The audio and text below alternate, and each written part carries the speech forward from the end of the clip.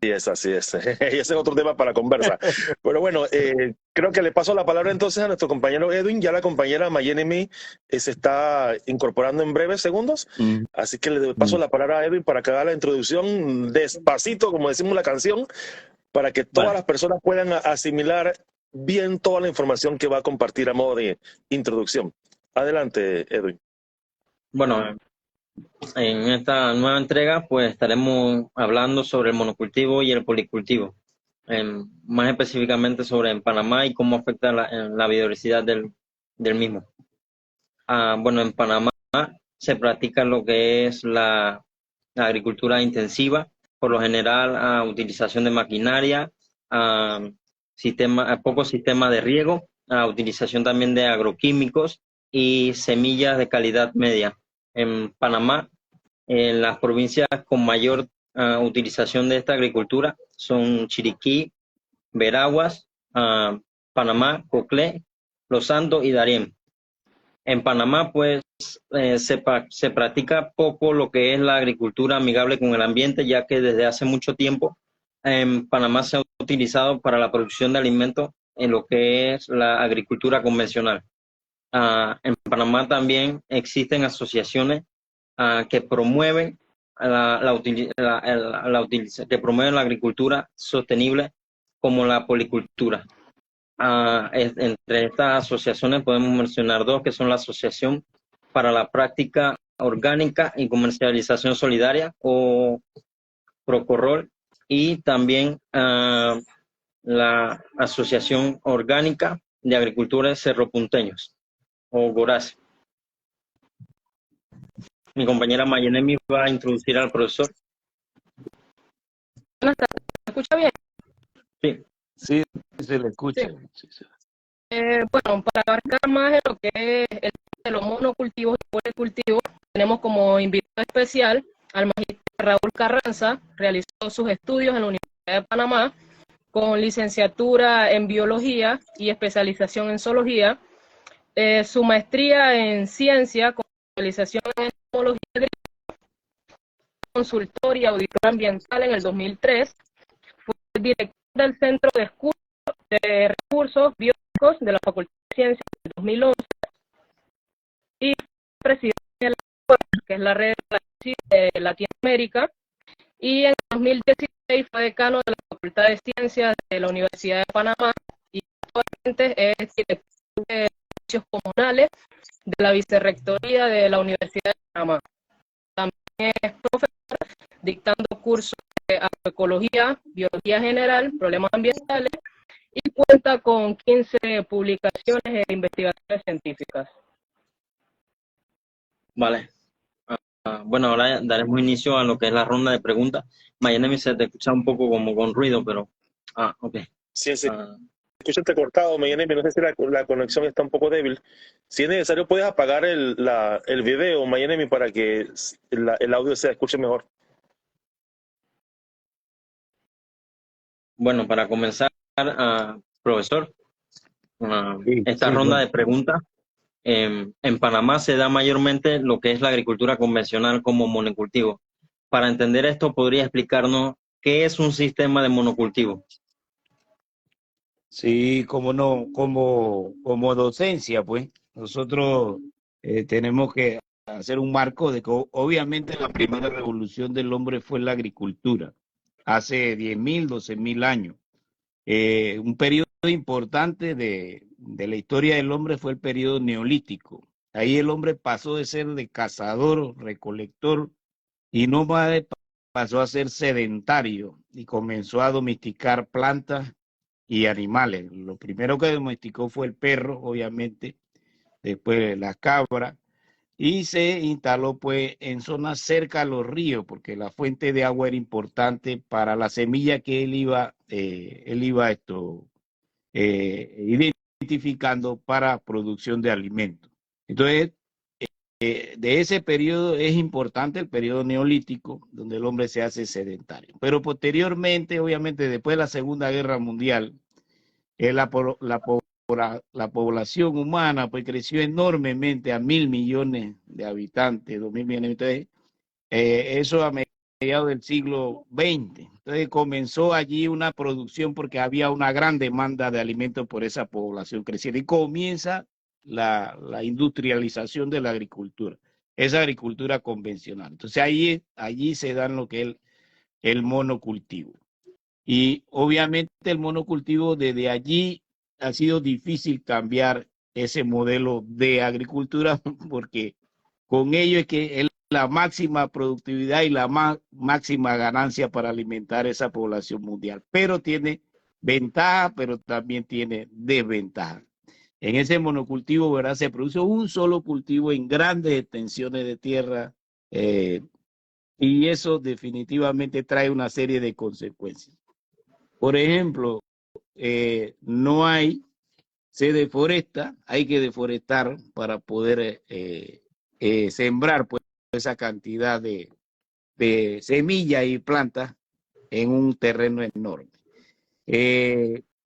Por lo tanto, se usa, como hay un solo tipo de cultivo, ¿verdad? Hay una gran cantidad de organismos, sobre todo insectos, que se convierten en plagas porque le ponen un solo alimento y del cual ese alimento es para ese insecto. Entonces, hay que controlar. Entonces, al controlar, se utiliza mucho plaguicida. Y detrás de eso, entonces, viene la contaminación de suelo, de agua, de aire y efectos en la salud humana, pero también en el ambiente. También como es un mismo producto que necesita muchos macronutrientes, un mismo cultivo, como el nitrógeno, el fósforo, el potasio, entonces a los 2 años se agota el suelo y nuevamente hay que buscar bosque para deforestar porque el suelo se ha agotado.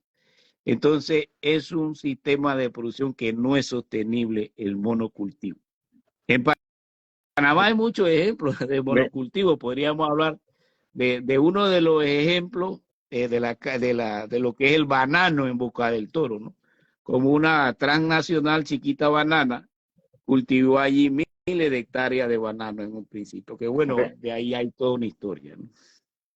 Ok, pues siguiendo esta ronda, pues en un estudio realizado aquí en Panamá en 2015, dieron como resultado que algunos agricultores de Chiriquí se han adaptado a lo largo del tiempo a la agroecología, que es una agricultura no convencional, en donde están los policultivos. ¿Nos podría definir con sus palabras qué implica un sistema de policultivo, que vendría siendo lo contrario al monocultivo? Sí, de una definición sencilla, un policultivo es donde usted utiliza ya 2 cultivos en un mismo periodo, pues, en una misma zona o más cultivos para la producción. Si bien es cierto, en Cerro Punta hay alrededor de 1.500 productores y de los cuales si acaso un 5% ha cambiado a una agricultura limpia. La mayoría de ellos son de agricultura convencional y de monocultivo. Esa es la estadística que yo tengo y que he tenido experiencia en Cerro Punta porque he llevado a los estudiantes allá a hacer un diagnóstico del uso de plaguicidas y también de la dinámica porque hay de producción en Cerro Punta y Boquete, que debiera ser que nuestro país ojalá metiera por ley y en esas zonas bellas y hermosas de Cerro Punta y Boquete, por ley, pues, no se hiciera más que agricultura limpia. ¿Por qué? Por el gran valor natural que hay ahí de biodiversidad, de el clima que se mantenga, pero no, ya usted ve muchos efectos sobre el clima, sobre el suelo, y ellos tienen problemas de reponer suelo, utilizan mucha gallinaza ahora, y así pues son las consecuencias de un sistema ya de más de 60, 80 años utilizando agroquímicos, ahí todo tipo de fertilizantes que van impactando en el ambiente. Pero los policultivos, obviamente que ojalá se pudiera implementar. Generalmente el policultivo se implementa en pequeños, medianos y pequeños productores. Entonces ese policultivo tiene una gran ventaja, el suelo tiene mayor cobertura, por lo tanto mantiene la humedad y también va a conservar mejor los macronutrientes del suelo, el nitrógeno, fósforo y potasio. Se va a proteger el suelo, se va a proteger los ríos, las aguas, se va a utilizar mucho menos fertilizantes, mucho menos agroquímicos y por lo tanto tiene menor impacto si bien la cosecha va a ser menor, porque obviamente un monocultivo tiene una mayor expansión, pero esos productos son mucho más sanos, utilizan mucho menos insumos y por lo tanto, también obviamente como son varios cultivos, hay mucha variabilidad de plantas y entonces hay mucho más crecimiento de parasitoides, predadores, ¿verdad? Toda esa dinámica que ustedes los biólogos conocen muy bien. Y se mantiene toda esa biodiversidad y no se minimiza pues cuando se usan agroquímicos todo ese grupo interesante que son los parasitoides, los depredadores y demás organismos. Pues, ok, vale.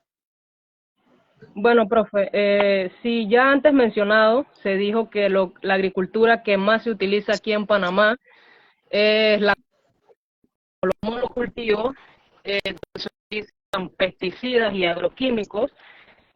¿Podría explicarnos usted de qué manera afecta esta agricultura o utilizar agroquímicos a lo que es la biodiversidad de Panamá? Sí, ya se sabe por grandes estudios que los agroquímicos que han sido utilizados, se utilizan muchas, por lo menos 4 familias de agroquímicos desde la década del siglo XX, mediados del siglo XX, lo que son plaguicidas sintéticos, pues estos son lo que son organoclorados, carbamato, organofosforados, piretroides, todos ellos fueron cambiados, casi los clorados todos han sido cambiado. ¿Por qué? Porque producían mucho cáncer, sobre todo en los controladores de plagas que llevaban su bomba de preparación de su mezcla. En ellos se dio teratogenia en su familia y se dio cáncer también. Y entonces eran muy persistentes. Los clorados pueden persistir después que usted los riega en el cultivo por muchos años, 30, 40 años. No lo degrada ni la bacteria, ni aspectos ambientales, ni la temperatura, ni nada de eso, son muy estables. Entonces, esa molécula de benceno es bastante estable, con inclusiones de iones de cloro, y por eso casi todos los clorados han sido eliminados. Solamente el DDT se utiliza para control de vectores, en el caso de la malaria, por ser de bajo costo, y obviamente siempre se dan brotes de malaria y a veces se utiliza, según la Organización Mundial de la Salud, este recurso por ser de menor costo y de ser bastante efectivo contra los culícidos que provocan estas malarias. Pues. Entonces, esto sí se ha utilizado, todos esos grupos se han utilizado. Nosotros hemos hecho diagnóstico de agroquímicos en Cerro Punta y Boquete, también con los estudiantes de biología. Eso es un artículo, se publicó en la revista Enlace de Rapal, que se manda a 21 países latinoamericanos. Y ahí los estudiantes hicieron un gran trabajo. Hicieron por lo menos un diagnóstico de los plaguicidas que se vendían en las casas de expendio. Y también, pues, ellos habían leído un libro. Cuando daban clase conmigo, leían el libro Nuestro Futuro Robado, ¿verdad? La conspiración de los plaguicidas. Y después yo los llevaba al campo. Un estudiante sale mejor formado cuando da la teoría, lee artículos, y después tú le llevas al campo para que tenga la vivencia de lo que leyó en la teoría y los libros y lo que se dio en la clase. Entonces ellos hicieron el diagnóstico y ese diagnóstico pues ha sido referencia para muchos otros investigadores de toda la dinámica de plaguicidas. Y obviamente los plaguicidas tienen su impacto en la salud, son cancerígenos, son teratogénicos, son mutagénicos, ¿verdad? Entonces también son disruptores endocrinos, lamentablemente es así. Entonces la IARC pues lo tiene tipificado, la Agencia de Investigación del Cáncer mundialmente tiene muy tipificado y clasificado algunas de estas sustancias que producen, que son probablemente pues cancerígenos en humanos. Y eso debiera ser un principio precautorio. Si la sustancia se sospecha que produce un daño a la salud humana, no se debiera solucionar. Tan solo cuando se tenga una sospecha, ya inmediatamente prevenir de que no se dé. Porque muchas se sabía, se usaron después, se hizo el impacto en la salud humana y el ambiente, y después de muchos años se elimina el producto. Nosotros hemos hecho una lucha contra los plaguicidas desde la Red de Acción en Plaguicidas, pero en Panamá, si acaso, de 1000 productos que están registrados en el Departamento de Agroquímicos del Ministerio de Desarrollo Agropecuario, si acaso nosotros hemos eliminado dos, que son los a base de lindano, que era para el control de la pediculosis humana, y que ya había sido prohibido en más de 23 países, y el endofurán, que también lo propuso, creo que la Unión Europea, y nosotros casi actuamos como país, casi siempre lo que dice la EPA de los Estados Unidos y lo que dice, por ejemplo, la Unión Europea. Ellos son los que a veces dictaminan por el hilo conductor de acciones que se dan en nuestros países. Entonces nosotros copiamos modelos y en la medida en que se van dando, ¿verdad?, cosas negativas de esta sustancia y que actúa la Comunidad Europea o que lo hace la EPA, la Agencia de Protección Ambiental de los Estados Unidos, entonces se toman medidas a través de un mecanismo de nuestro país que se llama una comisión, se llama COTEPA, la Comisión Técnica de Plaguicidas, donde participan como 13 instituciones, y entonces ahí se toma la determinación de una prohibición o una restricción del producto. Bueno, profe, bueno, ya hemos dejado dos puntos claros. ¿Qué es el monocultivo? Y también que este tipo de agricultura representa bastante daños a lo que es la biodiversidad, y el policultivo llevándolo como una práctica sostenible. Entonces, ¿podría explicarnos usted de qué manera el policultivo contribuye a mejorar la biodiversidad en los lugares donde se practica? ¿Cuáles son las técnicas que se utilizan para mejorar la calidad? Sí, ya los policultivos, obviamente, al introducir mayor variabilidad de plantas en el medio, se recuperan las poblaciones, ya lo he dicho, de controladores biológicos, se protege al suelo, el suelo es más sostenible en mucho más tiempo, mantiene sus macro y micronutrientes, su nitrógeno, su fósforo, potasio, y sus micronutrientes como el hierro, el cobre, manganeso, molibdeno.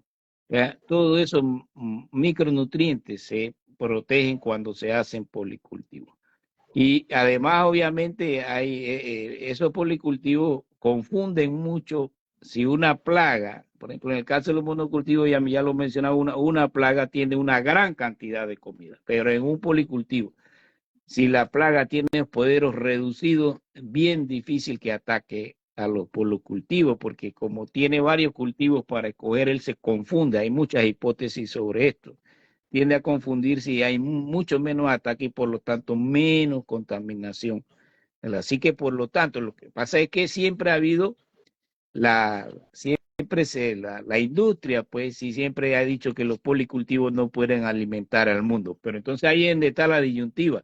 O causamos todo ese impacto a la salud en el ambiente y a la salud humana en detrimento, pues, de todo lo que son el suelo, el agua, los ríos, la biodiversidad, o buscamos una agricultura que, aunque tenga un poco menos de producción, ¿verdad?, pueda proteger todo lo que son nuestros recursos naturales, que hoy en día se sabe, pues, que tenemos que protegerlos. Sin embargo, nuestro país sigue por una ruta aparentemente de deteriorar todos nuestros recursos naturales, en detrimento, pues, de las generaciones futuras, sobre todo nuestros hijos, nuestros nietos, que también debemos dejarle, pues, un ambiente lo más sano posible para que ellos puedan desarrollar su ciclo de vida.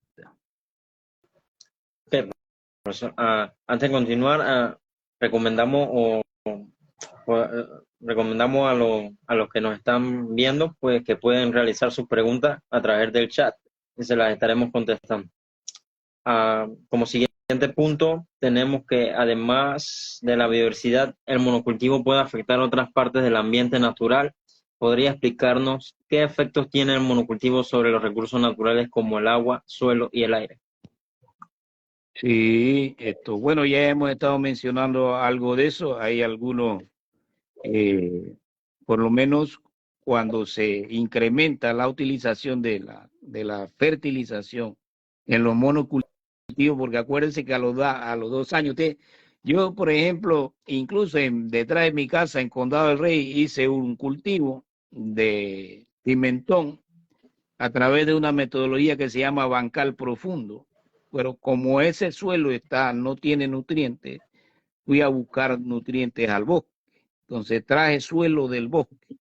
Y se nota claramente en el primer año de producción es buenísimo, pero el segundo año baja y el tercer año casi la planta ya no produce porque se ha agotado todo el nitrógeno, fósforo y potasio que trae pues de ese bosque. Entonces los monocultivos definitivamente por todo se agota porque son muy demandantes de nitrógeno. Entonces por eso el policultivo trata de que intercalar, porque también además del policultivo que son 2 o más cultivos pero en un mismo periodo de tiempo, también se hace otra alternativa al monocultivo como es la rotación de cultivo. Y generalmente la rotación está hecha en base a la fijación de nitrógeno por bacterias como Rhizobium, por ejemplo, en las raíces de la planta, que fijan nitrógeno de la atmósfera y del suelo, y entonces usted rota cultivo 2 años en monocultivo, ¿verdad? Pero el siguiente en la rotación de cultivo utiliza sobre todo leguminosas que fijan una gran cantidad de nitrógeno para conservar suelo. Pero no, la industria agrícola, pues, o la agricultura industrial lo que quiere es máxima producción, máxima ganancia. Entonces lo que hace, sigue con el mismo cultivo y al seguir con el mismo cultivo va a haber mayor demanda de fertilizantes, mayor demanda de agroquímicos, por lo tanto mayor contaminación de las aguas. Ya se sabe que toda esa agua, por ejemplo, en el caso de Cerro Punta, en el agua, usted encuentra ya contaminación por organofosforados, por carbamato, ¿verdad? Por piretroides.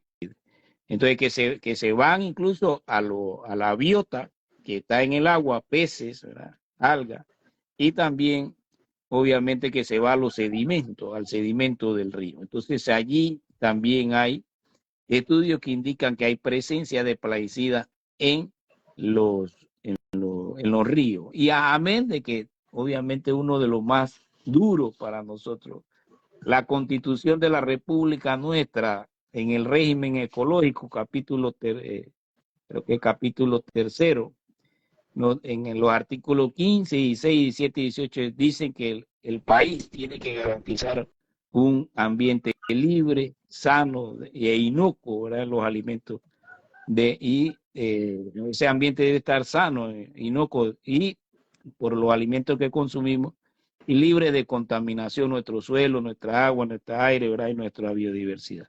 Eso es un mandato de la Constitución en Panamá. Sin embargo, seguimos produciendo con un modelo de sistema que es máxima ganancia, máxima producción y máxima ganancia, porque el productor quiere ganar, la agricultura es un negocio y por lo tanto él va a sacarle el mayor rédito posible.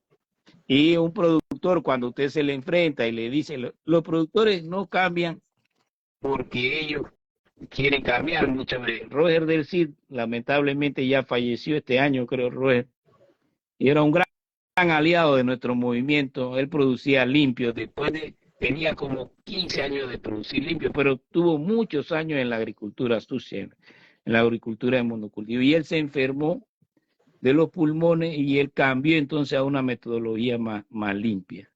Y definitivamente el productor cambia por algún problema que ha tenido. En este caso de él se enfermó, entonces él quiso hacer y hizo mucha agricultura limpia y aportó mucho y dejó un gran legado que sí se puede producir, o sea, en pequeña escala se puede producir limpiamente. Y el problema es que en el monocultivo, al agregar muchos agroquímicos para control de plagas, entonces los alimentos llegan con residuos de plaguicidas al mercado nacional. Y entonces eso también tiene una incidencia sobre el cáncer. Usted escucha que aquí 7 personas mueren por día por cáncer y 14 se les detecta diariamente cáncer. Y en la radio he escuchado programas que hay 105,000 panameños por lo menos atendiéndose en el Instituto Oncológico por múltiples tipos de cáncer. Y una parte de esos cánceres son por alimentación con contaminación de alimentos por estos agroquímicos, que son producidos en los monocultivos, obviamente.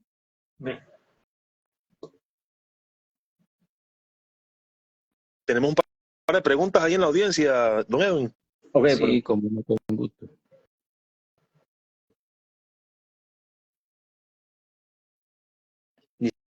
dice, más o menos, ¿qué espacio en kilómetros podría verse afectado por el uso de plaguicidas a través del aire?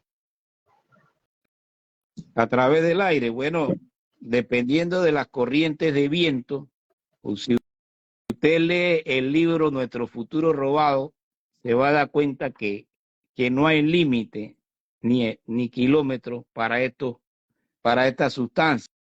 Ellas viajan a través de la corriente de los vientos. Cuando las temperaturas suben, ellos se elevan a la atmósfera, ¿verdad? Por su volatilidad. Cuando la temperatura disminuye, caen. Y si caen en un alimento, algún organismo se lo come, entra en una cadena trófica y así se va moviendo el contaminante. O sea, nunca se vertió contaminante o agroquímico en el Polo Norte. Y se encuentran en la sangre de los inuit, una población del Polo Norte, se encuentra DDT, imagínense, y otros plaguicidas. Entonces ellos se preguntaban cómo llegó esto acá.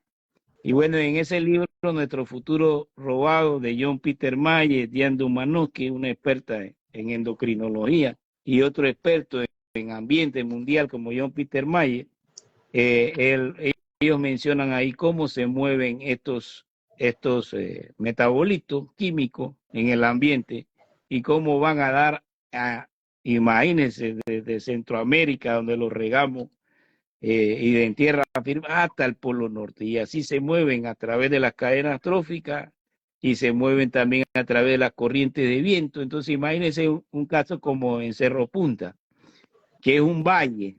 Entonces apenas usted entra a Cerro Punta, siente olor de sustancia química por todos lados. Entonces, como siendo un valle, cuando vienen los vientos, o sea, un productor es difícil ahí que se certifique que él produce limpio. ¿Por qué? Porque él tiene el producto inmerso. Vamos a suponer que de los 1.500, 2.000 son productores limpios. 200 son productores limpios y 1.300 son productores sucios con agricultura convencional. Entonces, industrial. Esos 200 por el viento es difícil que certifiquen su producto porque cuando le van a hacer análisis hay residuos de plaguicida en esos productos porque están inmersos en el mismo valle. Entonces, sí se mueven algunas reglas, dicen que, por ejemplo, en el caso de la fumigación aérea, yo soy penonomeño, yo soy un cholo de allá de La Pintada, de Penonomé, Coclé, pero allá se rega, en el caso del Puerto El Gago, cuando se produce, ahí se produce mucho arroz, pero ahí yo era un niño, yo veía la cantidad de aves enormes que habían allí. Y producto de ese monocultivo como el arroz, hoy en día usted va a esas áreas y yo recuerdo la cantidad de aves enormes, de rapaces y todo, que se veían por todos lados, en la cerca, en la vegetación. Hoy en día eso allí no existe prácticamente nada de eso.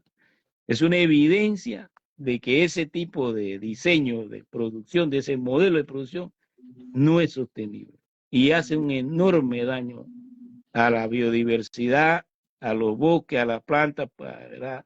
Y a nuestro suelo, a nuestras aguas, y no se conservan y al final vuelve deforestando más bosques, buscando tierras para cultivar.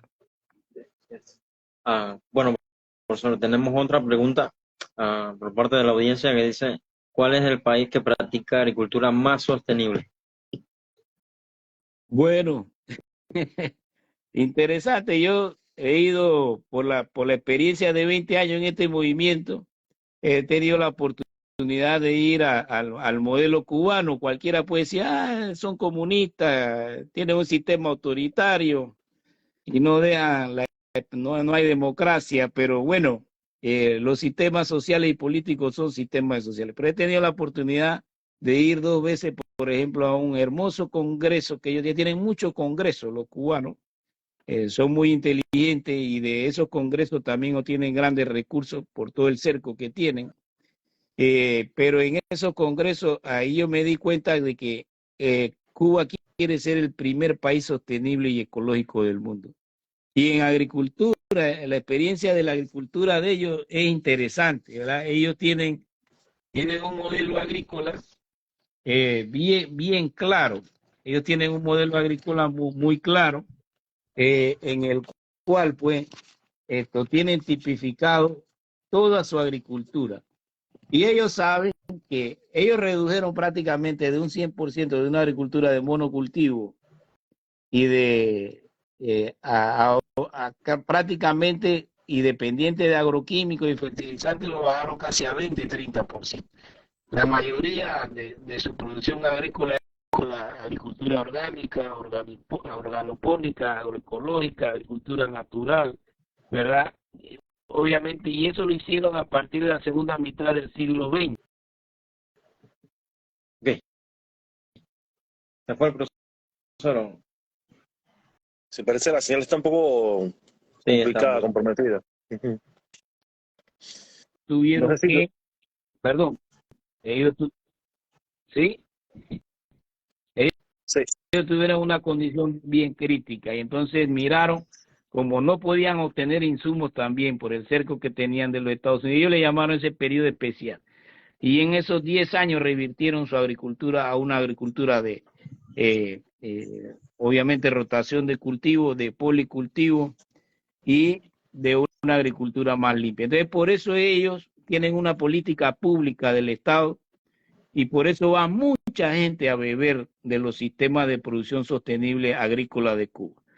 Porque incluso para poder hacer agricultura limpia, ellos tuvieron que hacer por lo menos unos 70 centros de reproducciones de entomopatógenos y entomófagos. Ellos producen, fíjese, ellos producen una cantidad en unos centros de reproducción. En Panamá no hay uno solo, un centro de reproducción de entomófagos y entomopatógenos, como lo Profe, tiene Cuba. disculpe, profe, Ajá. para los que no tienen conocimiento, ¿puede elaborar sobre qué quiere decir con entopatógenos o Sí, entomófagos? sí, entomología, la entomología es la ciencia, pues, de la biología que estudia los insectos. Los insectos es un grupo enorme, por lo tanto se le dio esta especialidad de entomología. Entonces, los entomófagos son aquellos que comen insectos y los entomopatógenos son aquellos patógenos, virus, hongos, bacterias que atacan a los insectos. Porque los insectos son un gran grupo, pues, que ataca todo lo que son los cultivos, ¿no? Entonces hay una gran cantidad de plagas que son insectos, aunque plagas hay que ver también, y eso podríamos aquí rapidito, la plaga es un concepto económico, no es un concepto ecológico. Nosotros los humanos, por todo el impacto que hemos hecho, obviamente le llamamos plaga. Obviamente la plaga más grande somos nosotros, los seres humanos, ¿no? Que hemos devastado todo, nuestro hogar, la tierra. Pero el concepto de plaga es un concepto económico, porque cuando la gente produce, cuando el productor industrial produce, entonces se ve amenazada la inversión que él hace para su ganancia, la ve amenazada porque un insecto se come el principal producto, sea una fruta, el fruto, pues sea el tallo, sea la raíz que se produce. Entonces el insecto está en contraposición del desarrollo económico del productor. Entonces él tiene que controlarlo de alguna manera. Y le llamó plaga, pues, a estos insectos que atacan el cultivo que se produce. Pero en realidad ese no es un concepto ecológico. Los insectos estaban en el bosque en equilibrio natural. Una vez que se devasta el bosque y se planta una sola planta de monocultivo, obviamente, si ese insecto atacaba esa familia de plantas, obviamente se ve feliz porque le ponen 100 hectáreas de una misma comida. Entonces va a haber una gran explosión de ese insecto, ¿no? Que se convierte en plaga. Profesor, entonces usted, disculpe, comentaba que en Cuba los crían estos insectos. Sí, como no, tienen centros le llaman los CRE, CRE, centros de reproducción de entomófagos, ¿verdad?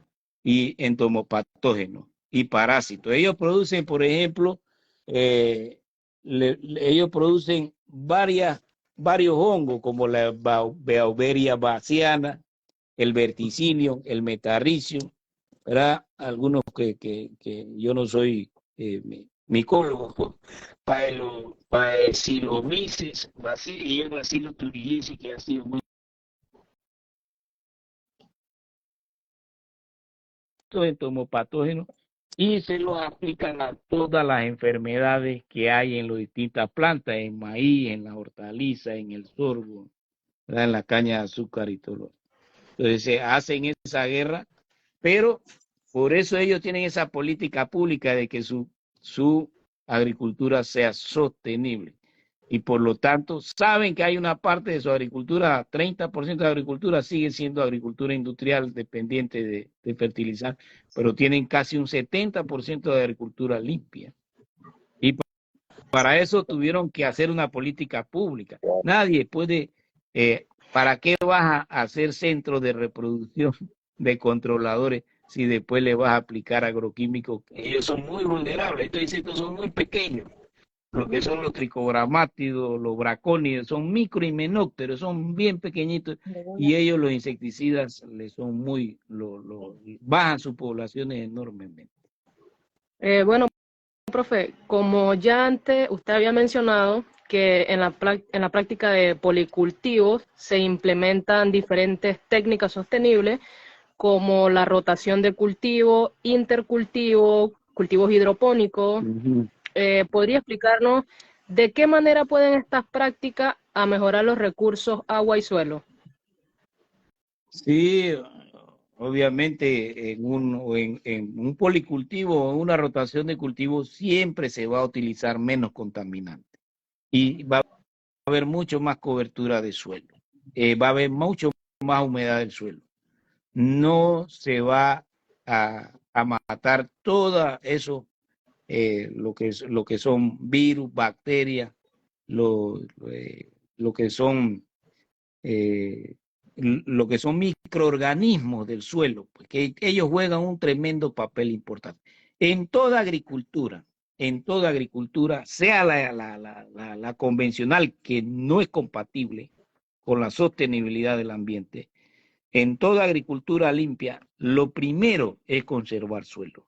Y para conservar suelo es conservar todas las bacterias del suelo, todo, ¿verdad?, lo que son organismos, insectos que también están en el suelo, todo eso, 100 pies, 1000 pies, todos ellos juegan un papel importante en el suelo. Y cuando usted ataca suelo a través de sustancias químicas, mata toda la biodiversidad del suelo.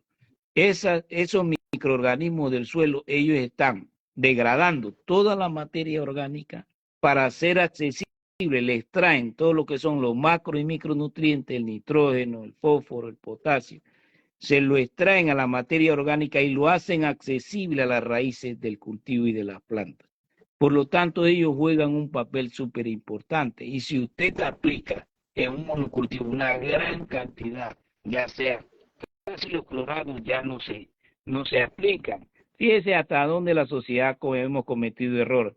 El señor Robert del Cid, que lamentablemente murió este año, ese gran amigo de la agricultura limpia en Cerro Punta, decía que una vez que se cultivaba la papa en Cerro Punta, en los almacenamientos se ponía una capa de papa, una capa de DDT, imagínense, una capa de DDT, otra capa de papa, otra capa de DDT. Así se almacenaba la papa en Cerro Punta y Boquete. ¿Para qué? Para evitar los insectos que también atacan. Una vez que usted cosechaba, los insectos atacan tanto las flores, la raíz, el tallo, las raíces en el medio de cultivo. Ellos atacan todo eso. Generalmente más atacan la fruta, obviamente, pero en almacenamiento también son atacadas las frutas. Entonces, cuando ellos almacenaban, le ponían capas de DDT. Imagínense un producto tan cancerígeno como el DDT. Se lo ponían a la papa. Así que mucha población comió papa con DDT hace ya buenos años. Entonces, obviamente, nosotros, a través de esta técnica de rotación de cultivo, de policultivo, vamos a preservar mucho más nuestros recursos naturales, sobre todo el agua tan importante hoy. ¿Verdad? Lamentablemente, bueno, hay un tema de impacto actual pero nosotros debemos conservar el agua. El agua se utiliza en el ser humano para todo. ¿verdad? Entonces, por eso debemos conservar nuestros recursos con sistemas que sean mucho más amigables y sostenibles con la naturaleza. Sin embargo, pareciera imponerse el interés económico sobre el interés de proteger pues todo lo que es nuestra flora, nuestra fauna, nuestra agua, nuestro suelo, y que haya menos impacto en la salud humana, que se detenga ese avance del cáncer en Panamá, el cáncer de mama, el cáncer de próstata, el cáncer de estómago, que se da mucho en estas zonas de cultivo como Cerro Punta y Boquete, se da mucho cáncer de estómago. ¿Por qué? Porque obviamente allí donde va el alimento que consume el ser humano. Profe, y entonces refiriéndonos a este recurso agua, hablando de los agroquímicos y pesticidas, ¿cómo afectan estas cantidades de agroquímicos a lo que es la eutroficación de las aguas y la biodiversidad del mismo? Sí, los agroquímicos, en realidad la eutrofización, que es un proceso pues, que conocen muy bien los biólogos, no es en realidad quien la produce son la alta contaminación por nutrientes, por fertilizantes, por nitrógeno, fósforo, potasio. Entonces, la eutrofización es un fenómeno ese que usted ve y va a los cuerpos de agua, que se producen en los cuerpos de agua, en los lagos, en los ríos, usted ve una capa verde sobre la superficie. Y entonces es que definitivamente que hay tanta material nutriente y hay tanta materia orgánica que entonces las algas crecen excesivamente. Y al crecer excesivamente forman una capa superficial y evitan por lo menos que la luz solar entre a las partes inferiores. No se da fotosíntesis, entonces comienzan a morir plantas. Se da un mayor consumo de oxígeno y por lo tanto comienzan a morir los peces y las plantas inferiores. Así que sí se da en muchos lugares por donde usted va en Panamá ese proceso de eutrofización que daña también los cuerpos de agua. Y todo la que crece sobre la superficie inmediatamente debe saber que ahí hay una gran concentración de nutrientes provenientes pues, de los campos de cultivo. Profesor, bueno, seguido, sí. ¿Cuánto tiempo llevamos? Creo que, bueno, para ver si terminamos con esta pregunta. Yo tenía otra pregunta, compañero, antes que se nos vaya. Sí, sí. Profe, ¿cómo comparamos el tema de los sistemas agroforestales? ¿Se puede considerar un tipo de policultivo o cómo encuadra en este esquema los sistemas agroforestales? Sí, realmente sí. En el esquema de agroforestales, obviamente cultiva parte de lo que es cultivo pues, agrícola, pero también parte forestal. Eso se da mucho en los sistemas agroforestales. Y eso también es bastante efectivo. Pero claro, obviamente vas a utilizar la madera, la vas a cosechar en un momento dado, aunque ella dura más tiempo para usted obtener la madera, pero sí se dan estos tipos de sistemas también y son menos dañinos, pero también se utilizan pues en el caso de algunos maderables, algunos agroquímicos que también tienen algún efecto sobre suelo, sobre agua. Pero sí se dan bastantes sistemas agroforestales, que son también lo que llaman silvopastoril también, ¿no? También donde hay selva y también se da ganadería y cría de algunos mamíferos. Pero sí, esos sistemas se dan, pero también tienen algo de impacto, pero tienen mucho menos más impacto que sería un solo, por ejemplo, el cultivo de Tectona grandi, de la teca, porque se da en una alta, es el mismo principio, pues si va a producir maderables de un monocultivo de maderables, también va a tener un gran impacto, ¿no? Que si lo hace combinado con otro sistema. En este sentido, y siguiendo la línea que mencionaba usted anteriormente, ¿será que el utilizar estos sistemas agroforestales, por ejemplo, donde se mezclan diferentes especies, tanto forestales como agrícolas, ayuda un poco a la resistencia o a la resiliencia de los cultivos frente a patógenos y plagas, por así decir? Sí, no le escuché, no le escuché un poquito, hubo algo entrecortado, pero Sí, creo que si, más o menos capté. que si el sistema Ajá. agroforestal es más resiliente o resistente a plagas que un sistema estándar de mono o incluso policultivo. Sí, sí, obviamente que sí, obviamente que sí. Y generalmente cuando hay mucha variabilidad, pero claro, habría que ver qué tanto lo combina y con qué árbol maderable y qué tanta familiaridad tiene. Si hay algún polífago que además de ataca ese árbol maderable o ese cultivo forestal y tiene alguna relación con el cultivo que está agrícola que lo estás combinando. Todo ese tipo de cosas habría que ver. En el caso de los polífagos, en el caso, disculpen, que esto está solo la oficina aquí afuera. No hay nadie. No se preocupe. Disculpe. En el caso sí es que tengo aquí, creo que la secretaria ha salido, entonces la gente entra y ahí hay cosas y se pueden llevar cosas. Pues sí, este tipo de sistema obviamente le da mucho más variabilidad que fuera un solo cultivo maderable. Y obviamente eso aumenta biodiversidad, aumenta hospederos, aumenta pues que lo que son parasitoides, predadores y todo eso, se da una mayor variabilidad. Eso es un principio ecológico, entre mayor variabilidad tú le proporcionas al medio, o sea, conserva mejor el suelo, tiene menor impacto sobre lo que son las aguas, y la salud humana, utiliza mucho menos sustancias químicas, ¿no? Y ese tipo. Siempre los sistemas variables son mucho más amigables con la naturaleza. Listo. Profesor, muchísimas gracias. Lastimosamente se nos acaba el tiempo. Edwin y compañeras, si tienen a bien hacer los cierres. Bueno, sí, agradecer al profesor por su participación y ayudarnos a contribuir más sobre los conocimientos sobre estos temas que influyen demasiado en lo que es la biodiversidad del país. Y muchas gracias, profesor, por su contribución. Sí, si me dan un minuto por lo menos. Okay. Un minuto y cierro. Sí, Adelante. Un minuto y cierro. Sí, ya puede hacer su cierre, profe. Gracias. Sí, sí, cómo no. Bueno, la agricultura siempre será una actividad necesaria para el hombre, ¿no? Porque necesita alimentarse.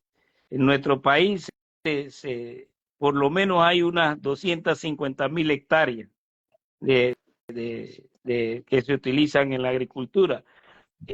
Nosotros tenemos alrededor de unos 7 millones de hectáreas. Es probable que la agricultura sea la actividad mayor que ocupa ese hectareaje. Del Producto Interno Bruto, la agricultura en conjunto con lo que es la pesquería representa el 7% del Producto Interno Bruto. Nosotros hoy como un país que hemos firmado tantos convenios, ¿verdad? Lamentablemente el país sigue por derroteros que no debiéramos caminar. Un tema que está fuera de aquí, pero realmente nosotros no debiéramos entrar en una explotación minera abierta, a cielo abierto en nuestro país. Es el tema de actualidad. Como biólogos defendemos la naturaleza, creemos que nosotros, ¿verdad?, en el camino de defender nuestra biodiversidad, nuestro bosque, nuestras distintas especies de mamíferos, de anfibios, reptiles, aves, definitivamente debiéramos apostar más a eso por el gran impacto que ocasiona la minería metálica a cielo abierto y que no nos conviene porque al final dejaríamos un país desértico. Así que gracias por la oportunidad que me dieron de compartir con ustedes, con jóvenes estudiantes. Siempre he colaborado y he aportado el conocimiento hasta donde yo pueda, y estoy anuente para cualquier invitación que me hagan en otro tema que podría yo aportar para el bienestar y el conocimiento, pues, de la sociedad panameña. Muchas gracias, Muchas gracias. por esta invitación. Muchísimas gracias a ustedes. Panamá vale más en minería. Saludos. Así mismo es, Guido, así mismo. Hay que defenderla. He ido a la calle y voy a seguir yendo a la calle. Allá nos vemos. Saludos.